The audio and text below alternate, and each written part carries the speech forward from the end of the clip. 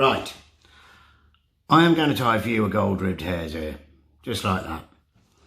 Now, this is the first fly tying video I am going to do for YouTube, so please bear with me.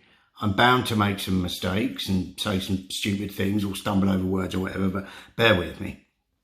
Now, in the vise is a size 12 fulling mill competition heavyweight. I will normally use these in a size 14 or 16, but I'm doing a 12 just because it's going to be a bit bigger for the video. On the shank, I'm going to put a little bit of lead, normally around 7 turns-ish. Let's break that off. There we go. And I'm going to position that lead in the area where the thorax of the fly will be. Oh, squeaky bobbing. I'm just putting some wax on my thread. Yeah, there we go. And I'm going to start by trapping the lead a few mil behind the eye. Push the lead up. Oh, push the lead up. Trap it behind, and that will lock that lead in. A few wraps. Spin the thread anti-clockwise and just come over that lead a little bit. Just in a kind of ugly way, if you know what I mean, a messy way. Right, bring the thread down till you're halfway between the hook point and the hook shank. Now, tail, I use pheasant tail for my tail on a hare's ear. Now, I always used to use hare's mask as the tail, but I can't remember why one day, but I tied one with a pheasant tail towel. And I found it easier to tie the tail in like that. I've also found no difference in the catch rate, so I continue to use the pheasant tail. Put a few fibres, maybe 6 or so, 90 degrees from the stem, tear them off, orient them in your hands the right way. Now, tail length, holding them 90 degrees from the stem, by the way, it lines all the tips up, so lengthwise, I like it length of the hook. So I'm going to hold them 45 degrees on the side of the hook shank. Okay. I'm gonna come over with the thread, and I'm going to let thread torque roll those fibres on to the top of the shank. If you need to adjust it and help it, then do so. Then I'm going to pop the thread underneath those fibres, pull towards the eye, and lock in, and that just helps splay those fibres out a little bit. I'm just going to cut that at the back of the lead. So I'm just putting the scissors on the back of the lead there and snipping. Tail wise, traditionally I think they used a proper gold tinsel. I've used, whoops, dropped my glasses then. I use gold wire or oval tinsel, or this flat uni mylar. This is gold and silver. It's a number 16. It's gold one side, silver the other. I want the gold side. So I'm going to put the gold side against the hook, silver side facing me, match it up full length of the body, come in, catch it, and touching turns, run up to the back of the lead. Putting it this way, when I obviously roll it over and fold it, the gold will be showing. Now I'm going to run the thread back to the start of the tail, you know, where the tail starts. And then I'm going to add my dubbing. Dubbing wise, this is just hare's mask. I've picked all the fur off a hare's mask and I've just blended it all up together, and I've just put it in a bag like that. I find it quicker for when I'm actually tying the fly. Now, dub it onto the thread, little bits at a time. You try and put too much dubbing on in one go, and believe me, it doesn't work. And all I'm doing in my finger and my thumb is twisting these fibres around the thread, and just keep going little bits at a time, little bits at a time, a little bit chunkier towards the end, because you want a taper. You want a lovely taper going from skinny all the way up to fat, and your thorax here is going to be even fatter. I'm going to slide that up, and I'm going to begin wrapping. If you need to tighten, then just twist them again as you go. Begin wrapping, again thinking about the shape, thinking about the taper, all the way up to where the thorax will begin. Any long, sort of long hairs that I've in there, just take out.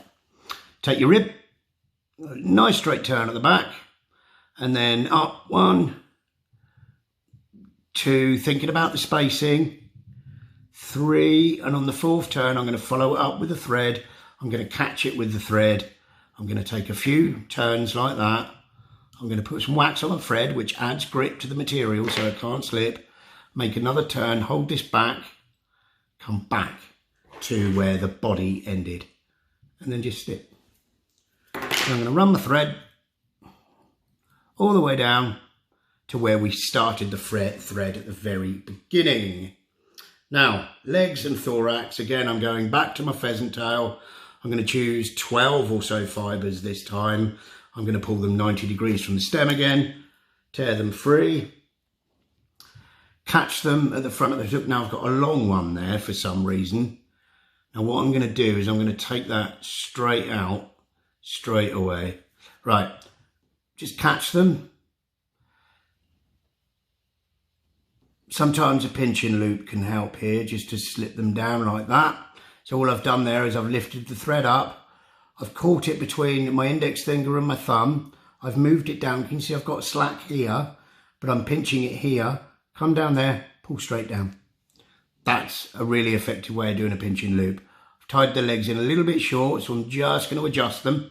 That's fine, that's fine. I like about a body length over the front of the eye. Now, that just slipped on me again. Did you see that? I knew things would happen like this if I tried to do a video. Once you're happy with the length, hold the thorax cover back and flat over the body, and it will flatten the fibres out. All the way back to the start of the body again. Just like that. Now we're going to take a bit more of the dubbing again. Right. When I take it out of the packet, I can't help myself but just give it a little mix up in my finger as well, you know. Can't hurt. It can't be mixed enough. That's what I'm trying to say. Right, again, this time I'm going to dub this on thicker and looser. So I'm going to put more, I'm going to try and put more on in one go, which doesn't always work, but it sometimes, you know, you've just got to be patient with things like this, which is always a surprise to me because I can be inherently impatient. But with this, I'm quite happy to do it. I quite enjoy doing this. So, come over. I'm going to tighten that once to make sure it's properly caught. You want a nice, chunky thorax. I just need a tiny bit more.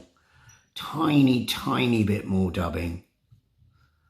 Just like that. I'm going to slide that up. Always thinking about the shape, see? There you go. When you're happy, take off any excess. Now we need to part these legs. Sometimes I find a dubbing needle can help me do this. You want them kind of 50-50. So there's an equalish amount of legs on each side. And I kind of just part them as best I can like that. I'm going to take this one over there, right? Once you've done that, bring your thorax cover over. And I sweep my fingers back, which sweeps these legs back. Then I can pinch the thorax cover in place, come over with the thread to trap it. Give it a little pull to make sure it's all right. And again, I'm going to a bit more wax on the thread because I don't want anything slipping. And I'm going to pull this back. I just tilt the fly towards me so I can really place those thread turns exactly where I want them. Trim. And now we're going to build a head. Now don't be shy with a head on a gold-ribbed thorax, on a gold-ribbed hare's ear, because basically insects, some of them have quite big heads. And there we go. So before we have a little bit of a tidy up and that, I'm just going to put some varnish on the thread. I find it the easiest way to varnish the thread is by doing this. Normally I'd whip finish by hand, but I'm just going to use a whip finish tool here. Come over, 3 or 4 turns is fine. Tighten everything up. Trim. Any excess varnish, just take off.